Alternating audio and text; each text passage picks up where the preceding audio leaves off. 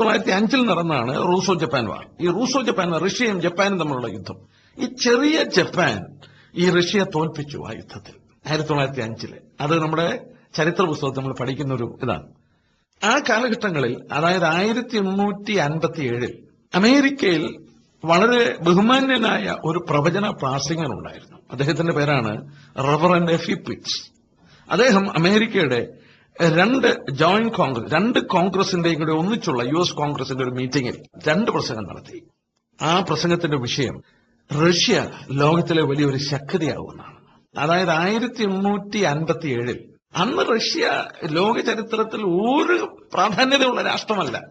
അത് ശരി. അദ്ദേഹത്തിന്റെ പ്രസംഗം എസെക്കിയേൽ 38-39 ആസ്പദമാക്കിയാണ് റഷ്യ വലിയ ശക്തിയുള്ള രാഷ്ട്രമാകുമെന്ന് പറയുന്നത്. ബൈബിൾ പ്രവചനത്തെ ആസ്പദമാക്കിയാണ് അദ്ദേഹം അത് പ്രസംഗിച്ചത്.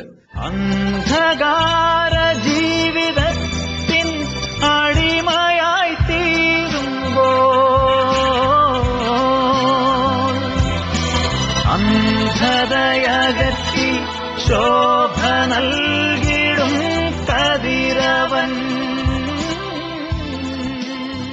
നിങ്ങൾ കേൾക്കുവാൻ പോകുന്ന വിഷയങ്ങൾ: യൂറോപ്പിന്റെ ഏകീകരണം, റഷ്യ എന്തുകൊണ്ട് അറേബ്യൻ രാജ്യങ്ങളെയും ഇസ്രയേലിനെയും ലക്ഷ്യം വെക്കുന്നു, സോവിയറ്റ് സോഷ്യലിസ്റ്റ് റിപ്പബ്ലിക്കിൽ നിന്നും സ്വതന്ത്രമായ 7 രാജ്യങ്ങളും കമ്മ്യൂണിസത്തിന്റെ തകർച്ചയും, റഷ്യയിൽ യഹൂദന്മാരുടെ മടങ്ങിവരവിന് ചരിത്രത്തെ പിടിച്ചുലച്ച ദൈവകരം, ഗോർബച്ചോവിലൂടെ നടന്ന ദൈവപ്രവൃത്തി, ചാവുകടൽ ജീവകടലാകുന്ന ഭാവി കാലം, ചാവുകടലിലെ പായൽ നിന്നും പെട്രോൾ ഉണ്ടാക്കുന്നത്, ഹെർമഗദ്ദോൻ യുദ്ധത്തിലേക്ക് നീങ്ങുന്ന ലോകം, ദൈവത്തെ കൂടാതെ പണിയുന്ന ഇസങ്ങളും രാജ്യങ്ങളും സാമ്പത്തിക വ്യവസ്ഥകളും തകരുമെന്ന് ബൈബിൾ പ്രവചനം. 2 പതിറ്റാണ്ടുകൾ റേഡിയോ പ്രഭാഷണത്തിലൂടെ ഏഷ്യൻ കേൾവിക്കാർക്ക് സുപരിചിതനായ brother John Sebastian Puthuppally, brother John P തോമസുമായി നടത്തുന്ന ചോദ്യോത്തര പരിപാടിയുടെ പ്രക്ഷേപണ തുടർച്ച. ബ്രദർ ജോൺ പി തോമസ് പ്രസിദ്ധ ബൈബിൾ പ്രവചന പഠിതാവാണ്. 1917 ആണല്ലോ ആദ്യത്തെ ലോകമഹായുദ്ധം നടന്നത്. ആ ലോകമഹായുദ്ധം ഒരു വലിയ സംഭവമായിരുന്നുവെന്നും അന്നത്തെ ആ സമയത്താണ് ഈ മധ്യ പൗരസ്ത്യ ദേശം ഇസ്രായേലിനു വേണ്ടി വഴി തുറന്നുകൊടുക്കത്തക്ക തരത്തിൽ സ്വതന്ത്രമാക്കപ്പെട്ടു എന്നുള്ളത് ഇതിനു മുമ്പ് പറയുകയുണ്ടായി. ഞാൻ ചോദിക്കട്ടെ, ഈ ആദ്യ ലോകമഹായുദ്ധം 1917 ബന്ധപ്പെട്ട് മറ്റെന്തെങ്കിലും പ്രത്യേകത ലോക ചരിത്രത്തിൽ ബൈബിളിന്റെ വെളിച്ചത്തിൽ ഉണ്ടോ? ബൈബിളിന്റെ വെളിച്ചത്തിൽ നമ്മൾ ശ്രദ്ധിക്കുമ്പോൾ ഈ ഒന്നാം ലോകമഹായുദ്ധം കർത്താവായ യേശുക്രിസ്തുവിന്റെ വാക്കിൻ പ്രകാരം ലോകത്തിന് ഈറ്റുനോവ് കിട്ടുന്ന ഒരു കാലഘട്ടമായിരുന്നു. അന്ത്യ സംഭവങ്ങൾക്ക് വേണ്ടി രേഖപ്പെടുത്തി വെച്ചിരിക്കുന്ന പ്രവചനങ്ങളുടെ നിവൃത്തികൾ ആരംഭിക്കുകയാണ്. തിരുവചനത്തിൽ ഏറ്റവും പ്രധാനമായ ഒരു പ്രവചനമായിരുന്നു എസെക്കിയേൽ പ്രവചനത്തിൽ 38-39 അധ്യായങ്ങളിൽ പറഞ്ഞിരിക്കുന്ന റഷ്യയെക്കുറിച്ചുള്ള പ്രവചനം. റഷ്യയെക്കുറിച്ചൊക്കെ ആണോ എന്ന് എന്നോട് ചോദിച്ചാൽ ഞാൻ വചനത്തിൽ നിന്ന് വളരെ ലളിതമായിട്ട് അത് തെളിയിച്ചു തരാം. എന്നാൽ അവിടെ ഞാനൊരു കാര്യം ഓർപ്പിക്കട്ടെ. ഈ 1905 നമ്മുടെ ചരിത്ര പുസ്തകത്തിൽ നമ്മളൊരു യുദ്ധത്തെക്കുറിച്ച് പഠിക്കുന്നുണ്ട്. ആ യുദ്ധത്തിന്റെ പേരാണ് റൂസോ ജപ്പാൻ വാർ. എന്നാൽ റഷ്യ 1905 ഞാൻ ഓർപ്പിച്ചു, റൂസോ ജപ്പാൻ വാർ, ജപ്പാൻ റഷ്യയെ തോൽപ്പിക്കുന്നു. എന്നാൽ 1917 നമ്മൾ ഓർത്തു, 1917 നവംബർ 2 ബ്രിട്ടീഷ് പാർലമെന്റിൽ നടന്ന വലിയൊരു പ്രഖ്യാപനം, ബാൽഫോർ ഡിക്ലറേഷൻ. അതായത് പലസ്തീന്റെ മണ്ണ് യഹൂദന് മാതൃരാജ്യമായി കൊടുക്കാമെന്ന്. എന്നാൽ ഫെബ്രുവരി മാസത്തിൽ 1917 ഫെബ്രുവരി 27 റഷ്യയുടെ പ്രദേശത്ത് മറ്റൊരു വലിയ സംഭവം നടന്നു. അതാണ് നമ്മൾ അറിയപ്പെടുന്ന കമ്മ്യൂണിസ്റ്റ് വിപ്ലവം. അത് ശരി. ബോൾഷിക് റെവല്യൂഷൻ.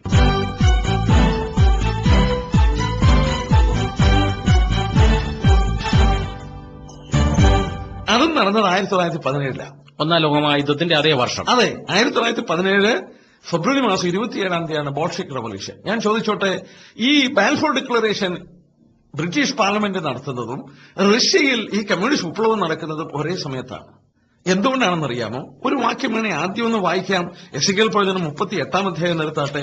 ഒരു വാക്യം നമുക്ക് ആദ്യം വായിച്ചിട്ട് അതുള്ള ബന്ധത്തിൽ നമുക്ക് റഷ്യയുള്ള ബന്ധത്തിൽ ചില പ്രവചനങ്ങൾ ഞാൻ ചൂണ്ടിക്കാണിക്കാം. 38 വാക്യം ഒന്ന് വായിച്ചാട്ടെ. ഏറിയ നാൾ കഴിഞ്ഞിട്ട് നീ സന്ദർശിക്കപ്പെടും, വാളിന് ഒഴിഞ്ഞു പോന്നതും പല ജാതികളിൽ നിന്നും ശേഖരിക്കപ്പെട്ടതുമായ ഒരു രാജ്യത്തിലേക്ക് നീ ഒടുക്കം വന്നു ചേരും. നിരന്തര ശൂന്യമാക്കി കിടന്നിരുന്ന ഇസ്രായേൽ പർവ്വതങ്ങളിൽ തന്നെ. എന്നാൽ അവർ ജാതികളുടെ നിന്നും വന്ന് എല്ലാവരും നിർഭയമായി വസിക്കും. ആ വാക്യം ഒന്ന് നോക്കിയേ. ഏറിയ നാൾ കഴിഞ്ഞിട്ട്, ആഫ്റ്റർ മെനി ഡേയ്സ് നീ വരും. എവിടെ വരും? ജാതികളുടെ മധ്യത്തിൽ നിന്ന് ശേഖരിക്കപ്പെട്ട് ഇസ്രായേൽ പർവ്വതങ്ങളിൽ അവർ സ്വൈരമായി പാർക്കുമ്പോൾ നീ അവരെ ആക്രമിക്കാൻ വരും. അതെ, അങ്ങനെ തന്നെ പറഞ്ഞിട്ടുണ്ട് ഇവിടെ. എന്റെ സഹോദര, ഒന്ന് ചിന്തിച്ചു നോക്കിയേ. ഈ അനേക രാജ്യങ്ങളിൽ നിന്ന് ഇസ്രായേൽ ശേഖരിക്കപ്പെട്ട് അവരുടെ പർവ്വതങ്ങളിൽ വന്നു കഴിഞ്ഞോ? തീർച്ചയായിട്ടും 47 അങ്ങനെ സംഭവിച്ചു. എന്നാൽ അവർക്ക് വരുവാൻ വഴിയൊരുക്കുന്നത് 1917 യുദ്ധമാണ്. അതെ. എന്നാൽ ഈ പ്രവചനം നിവർത്തിക്കുവാൻ റഷ്യയുടെ പ്രദേശത്ത് നീ ജനങ്ങളെ വരുവാൻ അവിടെയും വിപ്ലവം നടക്കുകയാണ്. അത് ശരി. അത് അവിചാരിതമായൊരു സംഭവമല്ല. നോക്കുക, ഇവിടെ പറയുന്നു, നമ്മൾ ഈ വാക്യങ്ങൾ നമുക്കനുസരിച്ച് ഏറിയ നാൾ കഴിയണം. പല ജാതികളിൽ നിന്ന് ശേഖരിക്കപ്പെട്ട് ഒടുക്കം ഇസ്രായേൽ പർവ്വതത്തിൽ വന്നു ചേർന്ന അവരെ ആക്രമിക്കാൻ നീ വരും. നമുക്ക് ആ ഭാഗത്ത് നോക്കിയാൽ എവിടെ നിന്ന് വരുമെന്നാണ് പറഞ്ഞത്. ഈ പ്രവചനം ആരോടുള്ള ബന്ധത്തിൽ ഇത് റഷ്യയെക്കുറിച്ചാണോ എന്നൊക്കെ എന്നോട് ചോദിച്ചാൽ എനിക്ക് പല വിധത്തിൽ അത് തെളിയിച്ചു തരാനായിട്ട് സാധിക്കും. എന്നാൽ ഒന്ന് രണ്ട് വളരെ ലളിതമായ കാര്യങ്ങൾ ഞാൻ ഒരുക്കാം. അതിന്റെ 32-15 വാക്യം നോക്കി. നീയും നിന്നോടുകൂടെ പല ജാതികളും ഒട്ടൊഴിയാതെ കുതിരപ്പുറത്ത് കയറി ഒരു മഹാസമൂഹവും മഹാസൈന്യവുമായി നിന്റെ ദിക്കിൽ നിന്ന് വടക്കേ അറ്റത്ത് നിന്ന് തന്നെ വരും. നോക്കുക, 39-2 വാക്യം നോക്കിയാട്ടെ. 39-2 വാക്യം എവിടെ നിന്ന് വരുമെന്നാണ് ദൈവം പറയുന്നത് നോക്കിയാട്ടെ. ഞാൻ നിന്നെ വഴിതെറ്റിച്ച് നിന്നിൽ 6 ശേഷിപ്പിച്ച് നിന്നെ വടക്കേ അറ്റത്ത് നിന്ന് പുറപ്പെടുവിച്ചു ഇസ്രായേൽ പർവ്വതങ്ങളിൽ വരുത്തും. ഇസ്രായേൽ പർവ്വതങ്ങളിൽ ഇവർ വരുന്നത് ഇംഗ്ലീഷിൽ വായിച്ച you are going to come from the uttermost north. അങ്ങനെയാണ് അതിന്റെ ഒറിജിനൽ ഭാഷയിലും. ഏറ്റവും വടക്കേയറ്റം ഒരു ഭൂപടം എടുത്ത് നോക്കി. ഇസ്രായേലിന്റെ ഏറ്റവും വടക്കേയറ്റത്ത് കിടക്കുന്ന രാജ്യം ഏതാണെന്ന് നോക്കി. സോവിയറ്റ് റഷ്യയാണ്. നമ്മള് ഒരു സ്കെയിൽ എടുത്തിട്ട് അവരുടെ ഇസ്രായേലിന്റെ ടെൽ അവീവ് തലസ്ഥാനത്തോട്ട് വെച്ചിട്ട് ആ സ്കെയിൽ നേരെ വെച്ചാൽ വരുന്നത് മോസ്കോയിലാണ്. ശരി. കൃത്യം ഒരു വരയിട്ട പോലെ ഇരിക്കും. ബൈബിളിൽ നൂറ്റാണ്ടുകൾക്ക് മുമ്പ്, ഏതാണ്ട് 2500 വർഷം മുമ്പ് പ്രവചിച്ചു ഏറ്റവും വടക്കേറ്റതെന്ന്. വടക്ക് രാജ്യങ്ങളുണ്ട്, സിറിയ മുതലായ രാജ്യങ്ങൾ. അതല്ല ഇവിടെ പറയുന്നത്. ഏറ്റവും വടക്കേ അട്ടർമോസ്റ്റ് നോർത്ത്. അവിടെ നിന്ന് നീ ഒടുക്കം വന്ന് ചേരും. എവിടെ നീ വരും? യുദ്ധത്തിനായി വരും. എവിടെ വരും? ഇവിടെ വരുമെന്നാ പറയുന്നത്. ബൈബിള് കുറച്ചുകൂടെ സൂക്ഷിച്ച് പഠിക്കുന്നവർക്ക് ഞാൻ രസകരമായൊരു പ്രവചന ഭാഗം പറയാം.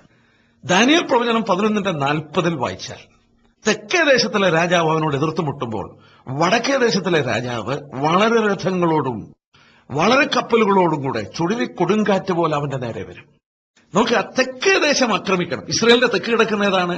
ഈജിപ്റ്റ്. ദാനിയേൽ പ്രവചനത്തിൽ നിന്ന് എനിക്ക് വ്യക്തമായി തെളിയിച്ചു തരാൻ സാധിക്കും. ഈ തെക്ക് കിടക്കുന്നത് ഈജിപ്തും ഈജിപ്തിനോട് ചേർന്നുള്ള അറേബ്യൻ രാജ്യങ്ങളുമാണ്.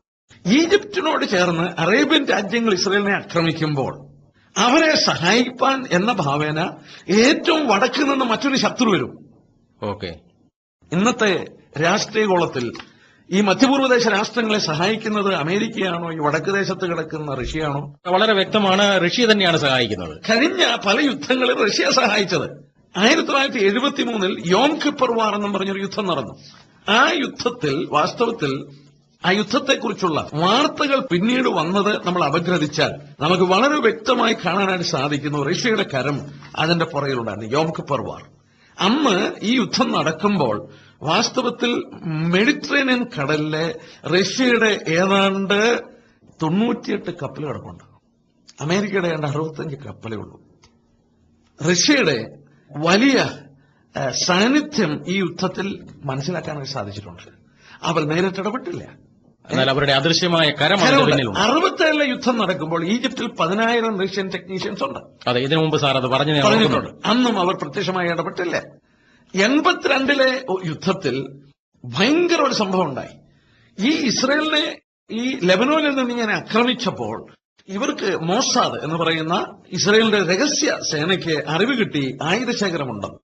പക്ഷെ അവരെ വാസ്തവത്തിൽ അത്ഭുതപ്പെടുത്തുന്ന വിധത്തിൽ ഒരു സംഭവം നടന്നു. അവർ 82 ലെബനോനിലോട്ട് ഇരച്ചു കയറി.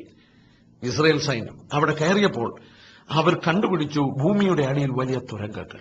മെഡിറ്ററേനിയൻ കടലിന്റെ വലിയ തുരങ്കം. ഈ തുരങ്കങ്ങളിൽ റഷ്യൻ നിർമ്മിതമായ 400 പുതിയ T-62 ടാങ്ക്, ഇസ്രായേലിനെ അറ്റാക്ക് ചെയ്യാനായിട്ടുള്ള ഭൂപടങ്ങള്, ഏതാണ്ട് 3 ആർമി ഡിവിഷന് വേണ്ട ആയുധങ്ങള് ഭൂമിക്കടിയിൽ ശേഖരിച്ചു വച്ചിരിക്കുകയാണ്. മാസങ്ങളെടുത്തു. 24 മണിക്കൂറും വലിയ ട്രക്കുകൾ പ്രവർത്തിച്ചിട്ടാണ് ഈ ആയുധങ്ങൾ മുഴുവൻ ഇസ്രായേൽ കൊണ്ടുവരുന്നത്. വലിയ റഷ്യയുടെ ആയുധശേഖരം 82 പിടിച്ചെടുത്താണ്. എന്തിനാണ് ഈ ഭൂപടവും ഈ കാര്യങ്ങളൊക്കെ അന്ന് അവിടെ നിന്ന് അവിടെ കൊണ്ടുവച്ചത്? ഭൂമിക്കടിയിലെ ഇസ്രായേലിനെ തകർക്കാൻ, ആക്രമിക്കാൻ. എന്നാൽ ദൈവത്തിന്റെ സമയം ആകാഞ്ഞതുകൊണ്ടാണ് ദൈവം അവരെ ആക്രമിക്കാൻ അനുവദിക്കാൻ. അവള് 1982 അവരുടെ സാന്നിധ്യം മനസ്സിലായി. 67 യുദ്ധത്തിൽ സാന്നിധ്യം മനസ്സിലായി, 73 യുദ്ധത്തിൽ സാന്നിധ്യം മനസ്സിലായി. എന്നാൽ വേദപുസ്തകം വളരെ കൃത്യമായി പറയുന്നു, ദാനിയേൽ 11:40 അറേബ്യൻ രാജ്യങ്ങൾ ഇസ്രായേലിനെ ആക്രമിക്കുമ്പോൾ അവരെ സഹായിക്കുന്നു എന്ന ഭാവേന റഷ്യ അവിടെ കടന്നു വരുന്നു. എന്നാൽ ഈ അറേബ്യൻ രാജ്യങ്ങൾ തെറ്റിദ്ധരിക്കുകയാണ്, റഷ്യ അവരെ സഹായിക്കാൻ പോവുകയാണ്. റഷ്യ അവരെ സഹായിക്കാൻ പോവുകയല്ല. എന്തുകൊണ്ടാണ് ഞാനത് പറഞ്ഞെന്ന് ചോദിച്ചേക്കാം. റഷ്യ സഹായിക്കുകയല്ല. റഷ്യയുടെ നിലനിൽപ്പിനുള്ള ബന്ധത്തിൽ അവർ മധ്യപൂർവ്വദേശത്ത് കയറുകയാണ്. അതിന് ഇതൊരു ഉപാധിയായിട്ട് അവർ കണ്ടുപിടിക്കുകയും അവർ മറ്റനേക അറേബ്യൻ രാജ്യങ്ങളെയും പിടിച്ചെടുക്കും. ഈജിപ്തിനെ അവർ പിടിച്ചെടുക്കും. ദാനിയേൽ പ്രവചനം 11:40 തൊട്ടുള്ള വാക്യങ്ങൾ വായിച്ചാൽ ഇസ്രായേലിനെ അവർ ആക്രമിക്കുക മാത്രമല്ല, അവർ മറ്റു പല അറേബ്യൻ രാജ്യങ്ങളെ പിടിച്ചെടുക്കും.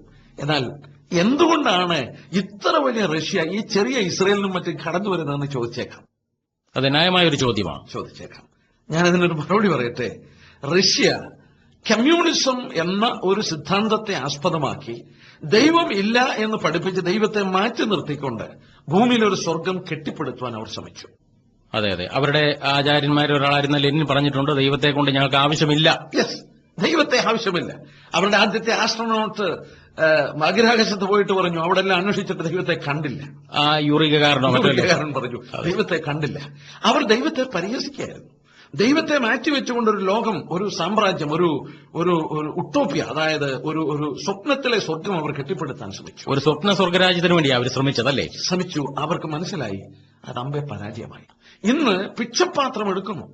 അവർ വാസ്തവത്തിൽ ഭക്ഷണത്തിന് വേണ്ടി ഇരക്കുകയാണ്. അമേരിക്ക മുതലായ രാജ്യങ്ങൾ അവരെ ഭക്ഷണം കൊടുത്ത് സഹായിച്ചില്ലെങ്കിൽ അവർക്ക് പട്ടിണിയാണ്. ഞാൻ ഏതോ ഒരു മാഗസിനിൽ വായിച്ചു, അതിന്റെ രേഖകൾ എന്റെ കൈവശമുണ്ട്. അവര് ഭക്ഷ്യ ഇറക്കുമതിയിൽ ലോകത്തിൽ തന്നെ ഒരു ചരിത്രം സൃഷ്ടിച്ചു എന്ന് പറഞ്ഞു കേട്ടിട്ടുണ്ട്. യെസ്, എന്ന് പറഞ്ഞാൽ നമ്മളൊന്ന് ചിന്തിച്ചു നോക്കണം.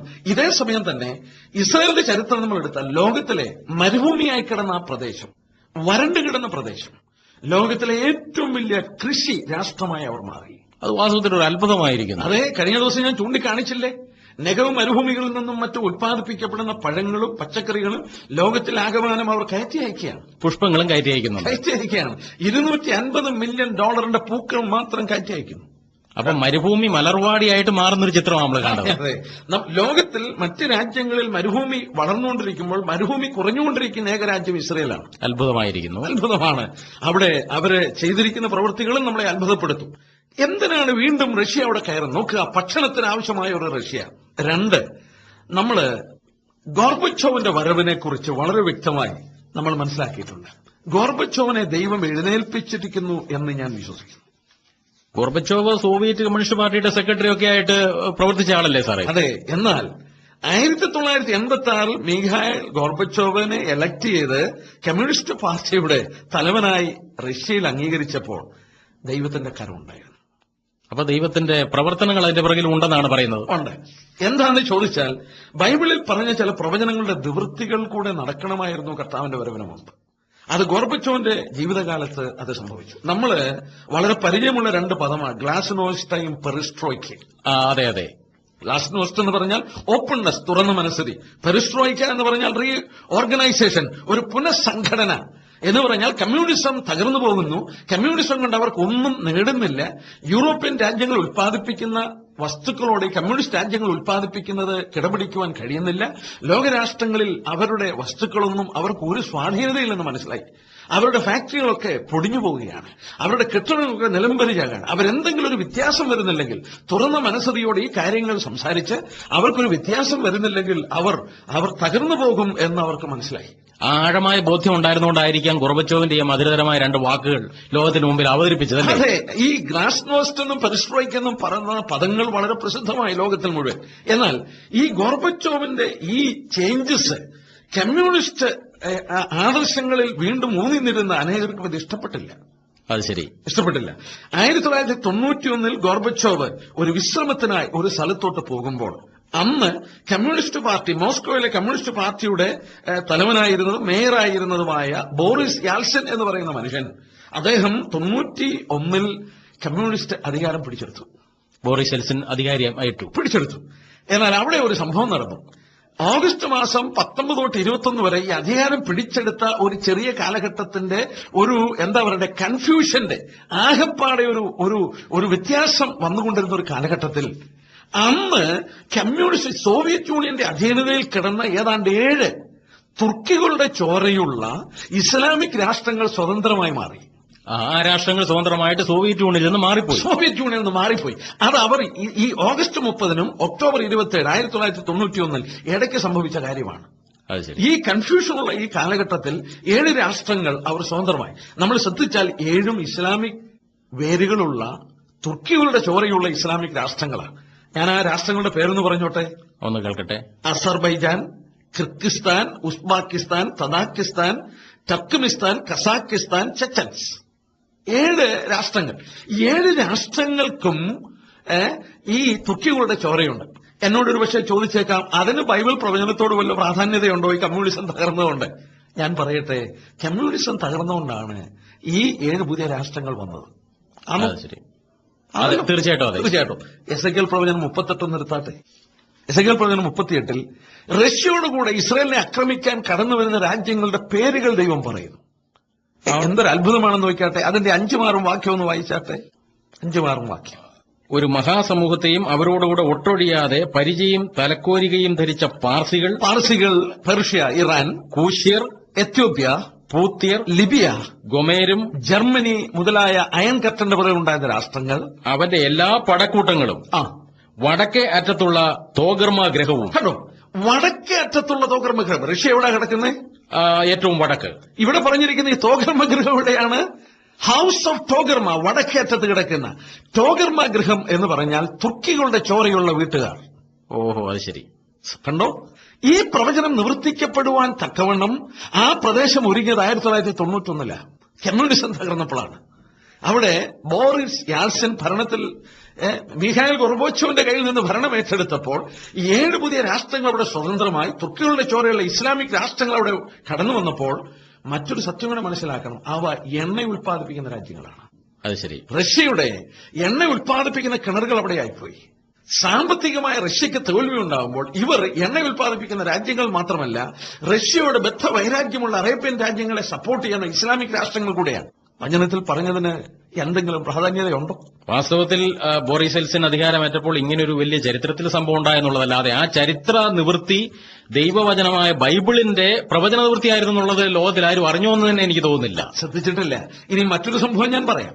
വേദപുസ്തക പ്രവചനത്തിൽ നമ്മൾ ഓർത്തു, യഹൂദനെ മടക്കി കൊണ്ടുവരുമ്പോൾ ലോകത്തിന്റെ വിവിധ ഭാഗങ്ങളിൽ നിന്ന് കൊണ്ടുവരുമെന്ന് പറഞ്ഞു. അതെ, അവരെ കളക്ട് ചെയ്ത് കൊണ്ടുവരും. എന്നാൽ ഒരു ഭാഗം നമ്മൾ ശ്രദ്ധിച്ചാൽ, ദൈവം നമ്മൾ ശ്രദ്ധിച്ചു, റഷ്യയാണല്ലോ വടക്ക് കിടക്കുന്നത്. ഈ വടക്ക് ദേശത്തിനോട് ശക്തി ഉപയോഗിച്ച് പറയുന്നതായിട്ട് കാണുന്നു. അത് എവിടെയാ പറഞ്ഞിരിക്കുന്നത്? ഞാൻ കാണിച്ചു തരാം. അനേക പ്രവചനങ്ങളിൽ ചിലത് ഞാൻ കാണിച്ചു തരാം. ജെറമ്യാ പ്രവചനം നിർത്താട്ടെ, അല്ലെങ്കിൽ ആദ്യം നമുക്ക് യെശയ്യാവ് തന്നെ എടുക്കാം. വളരെ പരിചയമുള്ള ഭാഗമായതുകൊണ്ട് യെശയ്യാവ് തന്നെ നമുക്ക് ആരംഭിക്കാം. ഇസ്രയേൽ സ്വതന്ത്രമായപ്പോൾ യഹൂദൻ ഇസ്രയേലിലേക്ക് മടങ്ങി വരുന്നതിനോട് ബന്ധപ്പെട്ട് ദൈവം കൊടുത്ത ആജ്ഞയെക്കുറിച്ചാണോ പറയുന്നത്? അതെ അതെ, ദൈവം കൊടുത്ത ആജ്ഞയാണ്. 43 അധ്യായത്തിന്റെ 5 വാക്യം നോക്കിയാട്ടെ. ദൈവം അവരെ കൂട്ടിവരുത്തുന്ന കാര്യമായി പറയുന്നത്, ഭയപ്പെടേണ്ട, ഞാൻ നിന്നോടുകൂടെ ഉണ്ട്. നിന്റെ സന്തതിയെ ഞാൻ കിഴക്ക് നിന്ന് വരുത്തുകയും പടിഞ്ഞാറ് നിന്ന് തന്നെ ശേഖരിക്കുകയും ചെയ്യും. അടുത്ത നോക്കിയാട്ടെ. ഞാൻ വടക്കിനോട് തരിക എന്നും തെക്കിനോട് തടുത്തു വെക്കരുതെന്നും കൽപ്പിക്കും. ദൈവം ശക്തി വടക്കിനോട് തരികെന്ന് പറയും. എന്ന് പറഞ്ഞ കാരണം എന്നാ? വിട്ടുകൊടുക്കുന്നില്ലേ? യഹൂദന് ഇസ്രായേലിലേക്ക് വരാനായിട്ട് അവർ സമ്മതിക്കുന്നില്ലായിരുന്നു. അതായത് മിഖായിൽ ഗോർബച്ചോവ് ഭരണം ഏറ്റെടുക്കുമ്പോൾ ഏതാണ്ട് 25 ലക്ഷം യഹൂദന്മാർ റഷ്യയിലുണ്ട്. അവർക്ക് കുടിയേറുവാൻ അനുവാദമില്ലായിരുന്നു. ഗവൺമെന്റ് അനുവദിക്കുന്നില്ലായിരുന്നു. ഒരു വർഷം കൂടി വന്നാൽ 5000 പേർക്ക് വളരെ ബുദ്ധിമുട്ടിയാണ് അവർക്ക് അവിടെ കുടിയേറുവാൻ അനുവാദം കിട്ടിയത്. ഈ 25 ലക്ഷം ദൈവത്തിന് അവരെ കൊണ്ടുവന്നേ കൊത്തുള്ളൂ. അതുകൊണ്ട് ദൈവം ശക്തി ഉപയോഗിക്കുന്നു. വടക്കിനോട് തരികയെന്ന് പറയും. അപ്പൊ ദൈവത്തിന്റെ ഈ ശക്തമായിരിക്കുന്ന കൽപ്പന നിവർത്തിക്കുന്നതിന് വേണ്ടി ചരിത്രത്തെ പിടിച്ചുകൊല്ലുകയല്ലേ? പിടിച്ചുകൊല്ലുകയും. വേറൊരു ഭാഗം എടുത്താട്ടെ. ജെറമ്യാ പ്രവചനം 3 അധ്യായത്തിന്റെ 18 വാക്യം. ജെറമ്യാ 3:18 വാക്യം. ദൈവം അത് ആ വടക്കേ ഭാഗത്തുള്ള ബന്ധത്തിൽ വളരെ ആ കാലത്ത് യഹൂദ ഗ്രഹം ഇസ്രായേൽ ഗ്രഹത്തോട് ചേർന്ന് അവർ ഒന്നിച്ച് വടക്കേ ദിക്കിൽ നിന്ന് പുറപ്പെട്ട് ഞാൻ നിങ്ങളുടെ പിതാക്കന്മാർക്ക് അവകാശമായി കൊടുത്ത ദേശത്തേക്ക് വരും. 23 അധ്യായം എടുത്താട്ടെ. ജെറമ്യാവ് തന്നെ 23. ഈ വടക്കേ ദേശത്ത് നിന്ന് കൊണ്ടുവരുന്നത് ഒരുപാട് പ്രവചനങ്ങളുണ്ട്. ഞാൻ അതിൽ 2-3 പ്രസക്തമായത് എടുക്കുകയാണ്. 23 7-8 വാക്യം നോക്കി. ആകയാൽ ഇസ്രായേൽ മക്കളെ മിസ്രയീം ദേശത്ത് നിന്ന് കൊണ്ടുവന്ന യഹോവയാണ് എന്ന് ഇനി പറയാതെ ഇസ്രായേൽ ഗ്രഹത്തിന്റെ സന്തതിയെ വടക്ക് ദേശത്ത് നിന്നും ഞാൻ അവരെ നീക്കിക്കളഞ്ഞിരുന്ന സകല ദേശങ്ങളിൽ നിന്നും പുറപ്പെടുവിച്ച് കൊണ്ടുവന്ന യഹോവയാണ് എന്ന് പറയുന്ന കാലം വരും. അവർ തങ്ങളുടെ സ്വന്തം ദേശത്ത് വസിക്കും എന്ന് യഹോവ അരുളി ചെയ്തു. അവള് വടക്ക് നിന്ന് കൊണ്ടുവരുന്ന കാര്യം എടുത്ത് വചനത്തിൽ ഊന്നി പറയുന്നു. കമ്മ്യൂണിസം നിലനിന്നിടത്തോളം കാലം ഇവർക്ക് കുടിയേറുവാൻ അനുവാദമില്ലായിരുന്നു. കമ്മ്യൂണിസം തകർന്നു. ഗോർബച്ചോവ് ഇവർക്ക് ലിബറൽ ഇമിഗ്രേഷൻ, അതായത് കുടിയേറുവാനുള്ള അനുവാദം അതുള്ള ബന്ധത്തിൽ ലഭിക്കുന്നു. ഗോർബച്ചോവിനെ ദൈവം എഴുന്നേൽപ്പിച്ചു എന്ന് ഞാൻ പറയാൻ കാരണം അതാണ്. അപ്പോൾ വാസ്തവത്തിൽ വടക്കിനോട് തടുത്തു വെക്കരുത് എന്ന് കൽപ്പിക്കത്തക്ക തരത്തിൽ ഗോർബച്ചോവ് എന്നതായിരിക്കുന്ന ആ മഹാമനുഷ്യനിലൂടെ ദൈവം തന്റെ പ്രവചനം നിവൃത്തിയാക്കുകയായിരുന്നു എന്നാണ് മനസ്സിലാക്കേണ്ടത്, അല്ലേ? ഞാൻ ഓർപ്പിച്ചതാണ്. കമ്മ്യൂണിസം കൊണ്ട് വടക്കേ ദേശം ഏതാണ്ട് 80 വർഷത്തെ അവരുടെ സമ്പൽഘടന മുഴുവൻ ലോകത്തിലെ ഏറ്റവും വലിയ ശക്തിയുള്ള ഒരു സൈനികത്തെ പടുത്തുയർത്തുവാൻ അവർ ചെലവഴിച്ചു. അവരുടെ ആ സമ്പത്തുകൾ അവരുടെ സാമ്പത്തിക വളർച്ചയ്ക്ക് വേണ്ടി അല്ല ഉപയോഗിച്ചത്. അതുകൊണ്ടാണ് റഷ്യയിലെ ഇന്നത്തെ തകർച്ച കാണുന്നത്.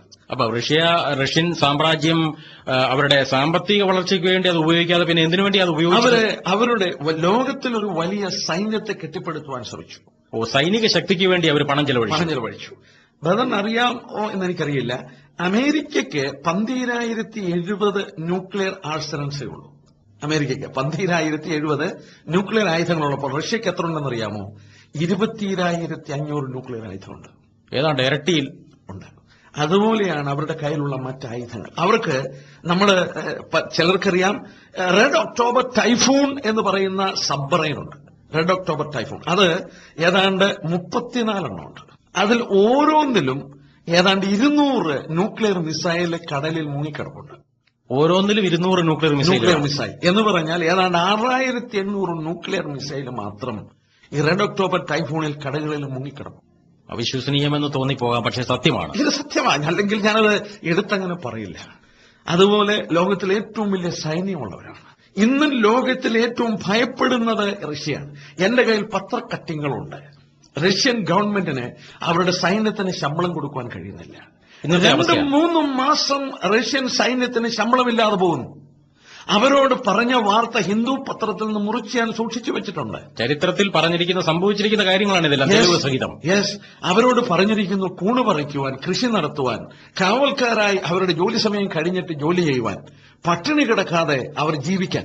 റഷ്യൻ സൈന്യത്തിന്, ഇത്ര വലിയ സൈന്യത്തിന് വാസ്തവത്തിൽ ശമ്പളം കൊടുക്കാതെ പോകുക എന്ന് പറഞ്ഞാൽ അവരുടെ ഡിസിപ്ലിൻ കൊണ്ടാണ് അവരെ നിൽക്കുന്നത്. പക്ഷെങ്കിൽ ഇത് അധികം പോകില്ല. നോക്കുക, ഇവരുടെ സാമ്പത്തികമായി ഇവർക്ക് വീണ്ടും തകർച്ച വരാൻ പോവുക. കാരണം എണ്ണ ഉൽപ്പാദിപ്പിച്ച മിക്ക സ്ഥലങ്ങളും, പ്രധാനപ്പെട്ട സ്ഥലങ്ങള് ഞാൻ ഓർപ്പിച്ചില്ല, 7 രാഷ്ട്രങ്ങൾ സ്വതന്ത്രമായവരുടെ കൂട്ടത്തിലാണ് പ്രധാനപ്പെട്ട എണ്ണക്കിണറുകൾ മാറുന്നത്. ഞാൻ ചോദിച്ചോട്ടെ, ഇവർക്ക് ഭക്ഷണം ഇമ്പോർട്ട് ചെയ്യുവാൻ പണമില്ലെങ്കിൽ എണ്ണ പിന്നെ അവരെങ്ങനെ ഇറക്കുമതി ചെയ്യും?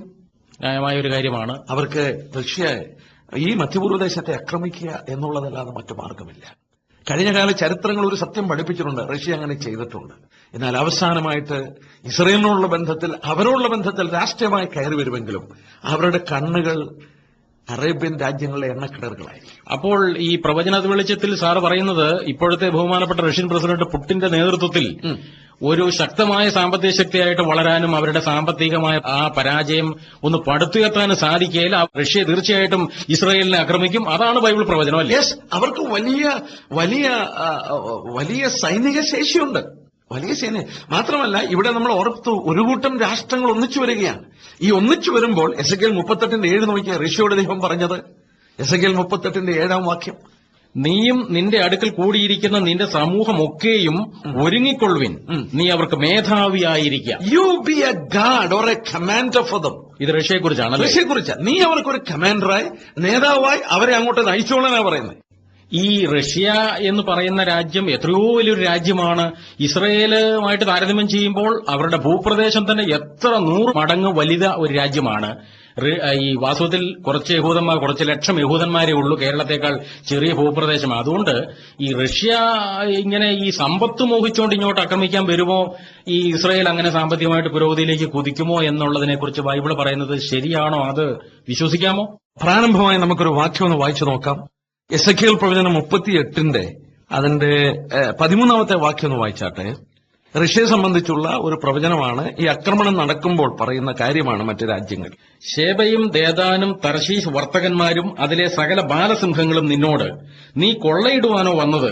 കവർച്ച ചെയ്യുവാനും വെള്ളിയും പൊന്നും എടുത്തുകൊണ്ടു പോകുവാനും കന്നുകാലികളെയും ധനത്തെയും അപഹരിപ്പാനും ഏറ്റവും വലിയ കൊള്ള നടത്തുവാനും ആകുന്നുവോ നീ നിന്റെ സമൂഹത്തെ കൂട്ടിയിരിക്കുന്നത് എന്ന് പറയും. നോക്കുക, വളരെ വ്യക്തമായി ഇതിനു മുമ്പ് പറഞ്ഞു, നീ ഇസ്രായേൽ പർവ്വതത്തിൽ തന്നെ വരും. ദൈവം ഇസ്രായേൽ പർവ്വതത്തിൽ അവരെ കൊണ്ടുവരും എന്ന് വളരെ വ്യക്തമായി നമ്മൾ അതിന്റെ 8-ാം വാക്യത്തിൽ വായിക്കുകയുണ്ടായി. 8-9 വാക്യങ്ങളിൽ ഇവിടെ വായിക്കുന്നു, നീ കൊള്ളയിടുവാനാണോ വന്നതെന്ന് മറ്റു രാജ്യങ്ങൾ ചോദിക്കുന്നു. അപ്പൊ വളരെ വ്യക്തമായി കൊള്ളയിടുവാനായിട്ട് തന്നെ അവർ കടന്നു വരും.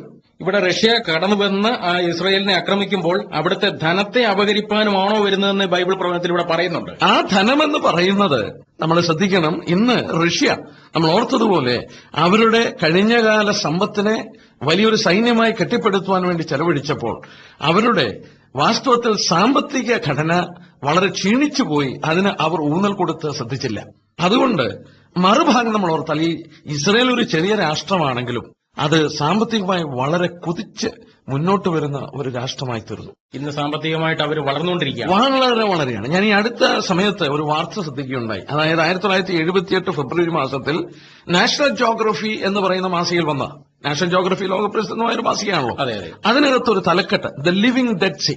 അത് വിരോധാഭാസമായ ഒരു തലക്കെട്ട. ചാവുകടൽ, ചത്തകടൽ ജീവിക്കുന്നു എന്ന് പറഞ്ഞാൽ അതിന്റെ അർത്ഥം എന്നാ? Living dead sea. അപ്പോൾ ഈ ചാവുകടൽ ഇസ്രായേലിന് അനുഗ്രഹമായി തീർന്നതിന്റെ ഒരു കാര്യമാണ് അതിനകത്ത് രേഖപ്പെടുത്തിയിരിക്കുന്നത്. ആ ലേഖനത്തിൽ അവർ പറയുന്നത് എന്താണ്? പറയാം. ഈ ചാവുകടൽ എന്ന് പറയുന്നത് ലോകത്തിൽ ഏറ്റവും ധാതുക്കൾ നിറഞ്ഞു കിടക്കുന്ന ഒരു ജലാശയമാണ്.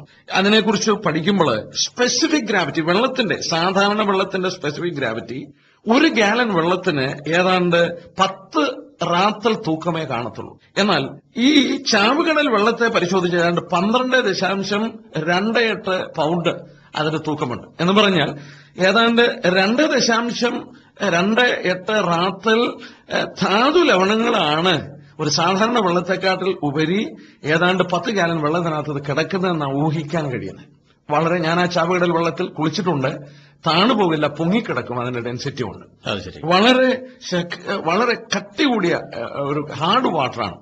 അവിടെ ശാസ്ത്രീയമായി അവർ കണക്കാക്കിയിട്ട് പറയുന്നു, ഈ ചാവുകടലിൽ ഏതാണ്ട് 200 കോടി ടണ്ണ് പൊട്ടാഷ്യം ക്ലോറൈഡ് കിടപ്പുണ്ട്, 100 കോടി ടണ്ണ് മാഗ്നീഷ്യം ബ്രോമൈഡ് കിടപ്പുണ്ട്, 1100 കോടി ടണ്ണ് സോഡിയം ക്ലോറൈഡ് കിടപ്പുണ്ട്, 2200 കോടി ടണ്ണ് മാഗ്നീഷ്യം ക്ലോറൈഡ് കിടപ്പുണ്ട്, 600 കോടി ടണ്ണ് കാൽസ്യം ക്ലോറൈഡ് കിടപ്പുണ്ട്. എന്ന് പറഞ്ഞാൽ ഇന്നത്തെ പോലെ വളമുണ്ടാക്കാനും മനുഷ്യന് മറ്റാവശ്യമായ ധാതുക്കൾ, മിനറൽസ് ഇതിനകത്ത് ഒരുപാട് കിടപ്പുണ്ട്.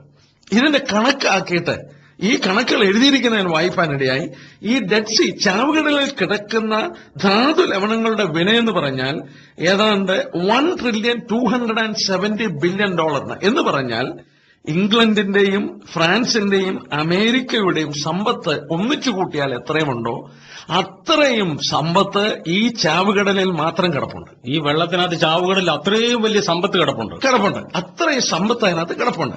എന്നാൽ കർത്താവായ യേശുക്രിസ്തു മടങ്ങി വരുമ്പോൾ ഈ വെള്ളം പഥ്യമായി മാറും. ഇന്ന് അതിനകത്ത് ജീവനില്ല, മത്സ്യങ്ങളൊന്നും ഇല്ലാത്തതുകൊണ്ട് അതിനെ ചാവുകടൽ എന്ന ഡെഡ് സീ എന്ന് പറയുന്നത്. എന്നാൽ കർത്താവ് മടങ്ങി വരുമ്പോൾ ആ വെള്ളം ശുദ്ധമാക്കപ്പെടും.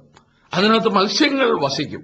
അവർക്കത് വലിയ മത്സ്യസമ്പത്ത് കിട്ടുന്ന ഒരു പ്രതലമായി മാറും. ചാവുകടലിനെ കുറിച്ച് അങ്ങനെയുള്ള ഒരു ബൈബിൾ പ്രവചനമുണ്ട്. അപ്പോൾ ചോദിച്ചേക്കാം, ഈ ധാതുലവണങ്ങൾക്ക് എന്നോ പറ്റുമെന്നും. അതെ, ധാതുലവണങ്ങൾ ഇത്രയും വലിയ സമ്പത്തുണ്ടെന്ന് പറയുന്ന ഈ വെള്ളത്തിലെ ആ സമ്പത്തുകൾക്ക് എന്ത് സംഭവിക്കും? ഒന്ന് തിരിച്ചാട്ടെ, എസെക്കിയേൽ പ്രവചനം 47-ാം അധ്യായം നിർത്താട്ടെ. എസെക്കിയേൽ പ്രവചനം 47-ാം അധ്യായം അതിന്റെ 8 തൊട്ട് 10 വരെ ഒന്ന് വായിച്ചു നോക്കിയേ. അപ്പോൾ അവൻ എന്നോട് അരുളി ചെയ്തത്, ഈ വെള്ളം കിഴക്കേ ഗലീലയിലേക്ക് പുറപ്പെട്ട് അരാബയിലേക്ക് ഒഴുകി കടലിൽ വീഴുന്നു. ഒഴുകിച്ചെന്ന് വെള്ളം കടലിൽ വീണിട്ട് അതിലെ വെള്ളം പഥ്യമായി തീരും. എന്നിട്ട് അടുത്തതായിട്ട്, എന്നാൽ ഈ നദി ചെന്നു ചേരുന്നിടത്തൊക്കെയും ചലിക്കുന്ന സകല പ്രാണികളും ജീവിച്ചിരിക്കും. ഈ വെള്ളം അവിടെ വന്നതുകൊണ്ട് ഏറ്റവും വലിയ വളരെ മത്സ്യമുണ്ടാകും. ഈ നദി ചെന്ന് ചേരുന്നിടത്തൊക്കെയും അത് പഥ്യമായി തീർന്നിട്ട് സകലവും ജീവിക്കും. ചാവുകടല് അത് ജീവനുള്ള മത്സ്യങ്ങൾ ജീവിക്കുന്ന ഒരു പ്രതലമായി മാറും. എന്നാൽ അതിന്റെ 11-ാം വാക്യം നോക്കി, ദൈവത്തിന്റെ വലിയ കരുതൽ. 11-ാമത്തെ വാക്യം, എന്നാൽ അതിന്റെ ചേറ്റുകണ്ടങ്ങളും കുടിനിലങ്ങളും പദ്യമായി വരാതെ ഉപ്പ് പഠനയ്ക്കായി വിട്ടേക്കും. നോക്കുക, അതിന്റെ but it swamps and marshes will not be healed, they will be given over to salt. എന്ന് പറഞ്ഞാൽ ഈ ചാവുകടലിന്റെ ചില പ്രദേശങ്ങൾ ഈ ഉപ്പെല്ലാം കൂടെ കൂടിക്കിടക്കുന്ന ഒരു പ്രതലമാകും. അത് ശരി. ഭയങ്കര അത്ഭുതമായിരിക്കും. ചെളിയെല്ലാം കൂടെ ചേർന്ന് കിടക്കുന്ന പോലെ ഒരു മാർഷി പ്ലേസ് ഇതിനുണ്ടായി. ഈ ധാതുലവണങ്ങളിലൂടെ അവിടെ കൂടിക്കിടക്കുമ്പോൾ മറ്റ് വെള്ളം ഇത് പഥ്യമായി അതിനകത്ത് മത്സ്യങ്ങളും ഉണ്ടാകും. അപ്പൊ മത്സ്യസമ്പത്തും കിട്ടും, അവർക്ക് ഈ വലിയ ധാതുക്കളുടെ സമ്പത്തും കിട്ടും. ഞാൻ ഓർപ്പിച്ചു, ഇംഗ്ലണ്ട്, ഫ്രാൻസ്, അമേരിക്ക ഈ 3 രാജ്യങ്ങളുടെ സ്വത്തിന് തത്തുല്യമായ വിലയുള്ള ധാതുക്കളാണ് ഈ ചാവുകടലിൽ നിന്ന് കിടക്കുന്നത്. ഇത് വളരെ ആശ്ചര്യകരമായിരുന്നു. ഇത് കർത്താവായ യേശുക്രിസ്തു വരുമ്പോൾ സംഭവിക്കുന്നതാണ്. എന്നാൽ ആധുനിക ഈ ശാസ്ത്രജ്ഞന്മാർ, ഇസ്രായേലിന്റെ ശാസ്ത്രജ്ഞന്മാർ, ഞാൻ ഓർപ്പിച്ചു, ലോകത്തിലെ ഏറ്റവും അധികം കണ്ടുപിടുത്തങ്ങൾ നടത്തിയിട്ടുള്ള മനുഷ്യരാണ് യഹൂദ ശാസ്ത്രജ്ഞർ. അവര് അടുത്ത സമയത്ത് കണ്ടുപിടിച്ച ചില കണ്ടുപിടുത്തങ്ങളുള്ള ബന്ധത്തിലാണ് ഈ ചാവുകടലിന് നാഷണൽ ജിയോഗ്രഫി മാഗസിനിൽ ദ ലിവിംഗ് ഡെഡ് സീ എന്ന പേര് കൊടുത്തത്. അത് എന്ത് കണ്ടുപിടുത്തമായിരുന്നു? ഒന്ന്, ഈ ചാവുകടൽ ലോകത്തിലെ ഏറ്റവും താഴ്ച കുറഞ്ഞ പ്രതലമാണ്. ഏതാണ്ട് സമുദ്രനിരപ്പിൽ നിന്ന് 1500 അടി താഴെ കിടക്കുക ചാവുകടൽ. അത് ശരി. നമ്മൾ ചാവുകടലിൽ സന്ദർശിക്കണമെങ്കിൽ താഴോട്ട് ഇറങ്ങിപ്പോയെങ്കിലേ സാധിക്കുള്ളൂ. ഇന്ന് അവർ കണ്ടുപിടിച്ചിരിക്കുന്നത് മെഡിറ്ററേനിയൻ കടൽ ഉയർന്നു നിൽക്കും. നമ്മൾ ഓർത്തു ചാവുകടൽ 1500 അടി താഴ്ചയാണ്. അപ്പോൾ കനാലുകളിൽ കൂടെയും ടണലുകളിൽ കൂടെയും മെഡിറ്ററേനിയൻ സമുദ്രത്തിലെ വെള്ളം കൊണ്ടുവന്ന് ചാവുകടലിൽ ചാടിച്ച് ഹൈഡ്രോ ഇലക്ട്രിക് പ്രൊജക്ട്, നമ്മുടെ ഇടുക്കിയിലെ വെള്ളം ഉപയോഗിച്ച് വലിയ ഹൈഡ്രോ ഇലക്ട്രിക് പ്രൊജക്ട് കൊണ്ട് ഇലക്ട്രിസിറ്റി ഉൽപ്പാദിപ്പിക്കുന്ന പോലെ മെഡിറ്ററേനിയൻ സമുദ്രത്തിലെ വെള്ളം കൊണ്ടുവന്ന് ഈ ചാവുകടലിൽ ചാടിച്ച് ഹൈഡ്രോ ഇലക്ട്രിക് പ്രൊജക്ട് ഉണ്ടാകും. ലോകം കണ്ടത് വെച്ച് ഏറ്റവും വലിയ ഹൈഡ്രോ ഇലക്ട്രിക് പ്രൊജക്റ്റായി തീരും. അതിനുള്ള സാധ്യതയുണ്ട്. രണ്ടാമത്, നമ്മൾ ആദ്യം ഓർത്തു ഇതിനകത്ത് കെമിക്കൽസ് അവരെടുക്കാൻ തുടങ്ങി. ഇന്ന് അതിന്റെ ധാതുക്കളൊക്കെ അവരെടുത്ത് അതിനകത്തുനിന്ന് പണം ഉണ്ടാക്കാൻ തുടങ്ങി. എന്നാൽ അടുത്ത സമയത്ത് അവർ കണ്ടുപിടിച്ച ഏറ്റവും വലിയ കണ്ടുപിടുത്തം, ഈ ചാവുകടലിന്റെ അടിയിൽ ആൽഗ വർഗത്തിൽപ്പെട്ട, പായൽ വർഗത്തിൽപ്പെട്ട ഡൂണ ലില്ലി എന്ന് പറയുന്ന ഒരു പച്ച സസ്യം കണ്ടുപിടിച്ചു. നമ്മുടെ പായൽ പോലൊരു സാധനമാണ്. എന്നാൽ അത് അവർ പറയുന്നു, ഇത് ഈ ഉപ്പുവെള്ളം കൊണ്ടുവന്ന് ഇവരുടെ ഈ മരുഭൂമി പോലെ കിടക്കുന്ന സ്ഥലങ്ങളിൽ ഈ ഉപ്പുവെള്ളത്തിനകത്ത് ഇത് ഫാം ചെയ്തെടുത്ത് ഇത് പെട്രോളായിട്ട് കൺവേർട്ട് ചെയ്യാൻ സാധിക്കുന്നു. ഈ പായലിനെ പെട്രോളായിട്ട് മാറ്റും. നമ്മുടെ നാട്ടിലൊക്കെ അതിനുള്ള, നമ്മുടെ ഇടയിൽ ഒരു രാമൻ ഉണ്ടായിരുന്നല്ലോ, പച്ചില പെട്രോൾ ഉണ്ടാക്കിയ. ലോകം മുഴുവൻ ഇന്ന് ഓർഗാനിക് പെട്രോൾ ഉണ്ടാക്കാൻ ശ്രമിക്കുന്നു. അത് ശരി. ഈ യഹൂദ ശാസ്ത്രജ്ഞന്മാർ ചാവുകടലിന്റെ അടിയിൽ കിടക്കുന്ന പായലിനെ, ആൽഗ വർഗത്തിൽപ്പെട്ട ഡൂഡാലില്ലി എന്ന് പറയുന്നതിനെ, അതിനെ പെട്രോളായിട്ട് കൺവേർട്ട് ചെയ്യാനായിട്ട് അവർ കണ്ടുപിടിച്ചു. ഇത് അവർക്ക് വലിയൊരു സമ്പത്തായി മാറും എന്ന് കണക്കാക്കുന്നു. ചിലരുടെ ചിന്ത പറയുന്ന പോലെ ആവർത്തനം 33:24 ആശർ തന്റെ കാലുകൾ എണ്ണയിൽ മുക്കും എന്നൊരു പ്രവചനമുണ്ട്. ബൈബിൾ പ്രവചനമുണ്ട്. ആശർ തന്റെ കാലുകളെ എണ്ണയിൽ മുക്കും. ഒരുപക്ഷെങ്കിൽ ആ പ്രവചന നിവൃത്തിയോടായിരിക്കാം അതും സംഭവിക്കുന്ന, ആ സംഭവത്തോടുള്ള ബന്ധത്തിൽ. അപ്പോൾ ചാവുകടലിന്റെ സമ്പത്ത് അവർ എടുത്തു തുടങ്ങി. ചാവുകടലിന്റെ അടിയിലുള്ള ഡൂണാലില്ലി എന്ന് പറയുന്ന ആൽഗ വർഗത്തിൽപ്പെട്ട സാധനത്തെ പെട്രോളായിട്ട് കൺവേർട്ട് ചെയ്ത് തുടങ്ങി. അല്ല, അവർക്കത് മനസ്സിലായി തുടങ്ങി. പിന്നീട് ഈ മെഡിറ്ററേനിയൻ കടലിലെ വെള്ളം ചാടിച്ച് അവര് വലിയ ഹൈഡ്രോ ഇലക്ട്രിക് പ്രൊജക്ട് നടത്തി അവർ അതിൽ നിന്ന് ഇലക്ട്രിസിറ്റി ഉൽപ്പാദിപ്പിക്കുവാനായിട്ട് പദ്ധതികൾ തയ്യാറാക്കുന്നു. എന്ന് പറയുമ്പോൾ ഇപ്പോൾ തന്നെ കൃഷിയിലും മറ്റും ലോകത്തിൽ ഔന്നത്യത്തിൽ നിൽക്കുന്ന ഒരു രാഷ്ട്രമായി തീർന്നു ഇസ്രയേൽ. ഇതോടെ അവരുടെ സമ്പദ്ഘടനയ്ക്ക് വലിയ ആക്കം കൂട്ടും. മറുഭാഗത്ത് റഷ്യ സാമ്പത്തികമായി വളരെ പരാജയപ്പെടുകയാണ്. റഷ്യക്ക് വാസ്തവത്തിൽ മധ്യപൂർവ്വദേശത്തിന്റെ ചില രാഷ്ട്രങ്ങൾ അവരെ സഹായിച്ചാൽ, സിറിയ അല്ലെ ഇതുപോലുള്ള രാഷ്ട്രങ്ങൾ സഹായിച്ചാൽ അവരുടെ സൈന്യത്തിന് ഇസ്രയേലിനെ ആക്രമിക്കാൻ എളുപ്പമാണ്. നേരെ അങ്ങോട്ട് കടന്നാൽ മതി, അവർ കടന്നു വന്ന് ആക്രമിക്കാനായിട്ട്. അതിനുവേണ്ടി ഈ മധ്യപൂർവ്വദേശ രാഷ്ട്രങ്ങളും അവരോട് ഇന്ന് വാസ്തവത്തിൽ സഖ്യത പിടിച്ചിരിക്കുക, ഇസ്രയേലിനോടുള്ള വൈരാഗ്യം മൂലം.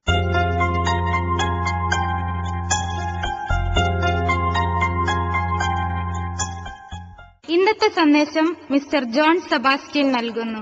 സമാധാന സംസ്ഥാപനാർത്ഥം ലോകത്തിൽ വന്ന ക്രിസ്തുവിനെ ക്രൂശിച്ചു കൊന്ന ലോകം ശാശ്വത സമാധാനത്തിനായി ക്രിസ്തുവിനോട് മാപ്പ് പറയുകയും ക്രിസ്തുവിന്റെ പ്രായശ്ചിത്ത ബലിയിൽ വിശ്വസിച്ച് ആശ്രയിച്ച് ക്രിസ്തുവിനെ രക്ഷകനായി സ്വീകരിക്കുകയും ചെയ്യുകയാണ് ആവശ്യം. എന്നാൽ അതിന് തയ്യാറാകാതെ വ്യവസ്ഥിതി കൊണ്ട് ലോകത്തെ നന്നാക്കുവാനാണ് മനുഷ്യൻ ശ്രമിക്കുന്നത്. എന്നാൽ ലോകത്തിലെ ഭരണ സംവിധാനങ്ങൾ കാലങ്ങൾ കഴിയുന്തോറും അഴിയുകയും തകരുകയും നിഷ്ഫലമാകുകയും ചെയ്യുമെന്നാണ് ബൈബിൾ പഠിപ്പിക്കുന്നത്. അന്ത്യകാല രാഷ്ട്രീയം ഇരുമ്പും കളിമണ്ണും കലർന്നിരിക്കുന്നത് പോലെ അവിടെ ബലമുള്ളതും അവിടെ ബലഹീനവുമായി പരസ്പരം ചേരാതിരിക്കുകയും ചെയ്യും എന്ന് കൂട്ടുകക്ഷി ഭരണത്തെക്കുറിച്ച് ദാനിയേൽ പ്രവചിച്ചിട്ടുണ്ടായിരുന്നു. ചില രാജ്യങ്ങളിൽ രാജഭരണം നീക്കി ജനാധിപത്യ ഭരണം നിലവിൽ വന്നു. മറ്റു ചില രാജ്യങ്ങളിൽ ജനാധിപത്യം നീങ്ങി ഏകാധിപത്യം വന്നു. സോഷ്യലിസം, കമ്മ്യൂണിസം, ക്യാപിറ്റലിസം, മതഭരണം, കുടുംബഭരണം, ഏകാധിപത്യം, ജനാധിപത്യം, പട്ടാളഭരണം തുടങ്ങി വിവിധ ഭരണ സംവിധാനങ്ങൾ പരീക്ഷിച്ചിട്ടും ലോകത്തിന് സമാധാനമോ സ്വസ്ഥതയോ ഇല്ലെന്നുള്ളതാണ് സത്യം. മനുഷ്യന്റെ ഭരണതന്ത്രജ്ഞത കൊണ്ട് യുദ്ധം, ക്ഷാമം എന്നിവ തുടച്ചു നീക്കുവാനോ വ്യക്തികളിൽ സമാധാനം നൽകുവാനോ കഴിഞ്ഞിട്ടില്ല എന്നുള്ളത് എത്രയോ ശരിയാണ്. ഇസ്രായേലിൻ നായക വിശ്വസ്നേഹ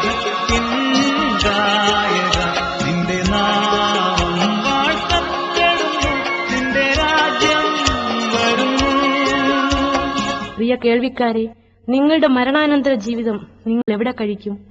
ഇന്നു മരിച്ചാൽ നിങ്ങൾ എവിടെ പോകും? മരണാനന്തര ജീവിതത്തിനായി ഒരുങ്ങേണ്ടത് ജീവിച്ചിരിക്കുമ്പോഴാണ്. അതിന് സഹായിക്കുവാൻ ഇതാ മരണത്തെ ജയിച്ചുയർത്ത ഒരു രക്ഷകൻ. മരണത്തെ മുഖാമുഖം കാണുന്നതിന് മുന്നമേ മരണത്തെ ജയിച്ച് ഉയർത്ത് ജീവിക്കുന്ന ക്രിസ്തുവിനെ മനസ്സിൽ ധ്യാനിച്ച് ഇപ്രകാരം പ്രാർത്ഥിക്കുമോ? കർത്താവേ, അങ്ങയുടെ മരണം എന്റെ പാപശിക്ഷയ്ക്ക് പകരമായിരുന്നുവെന്ന് ഞാൻ വിശ്വസിക്കുന്നു. പാപമോചനം തന്ന് എന്നെ രക്ഷിക്കണമേ.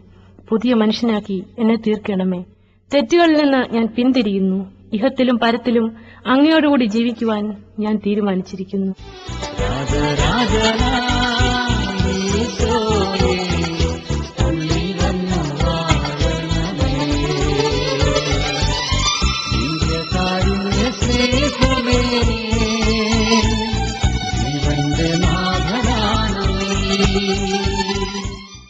ഞങ്ങളുടെ മൊബൈൽ നമ്പർ ശ്രദ്ധിച്ചാലും 9495446029. Email address peacetract@gmail.com. PEACETRACT peacetract@gmail.com. ലോകത്തിലെ പ്രധാനപ്പെട്ട ഭാഷകളിൽ സമാധാന സന്ദേശം വായിച്ചറിയുക. സന്ദർശിക്കുക www.peaceministry.org. ദൈവം നിങ്ങളെ അനുഗ്രഹിക്കുമാറാകട്ടെ.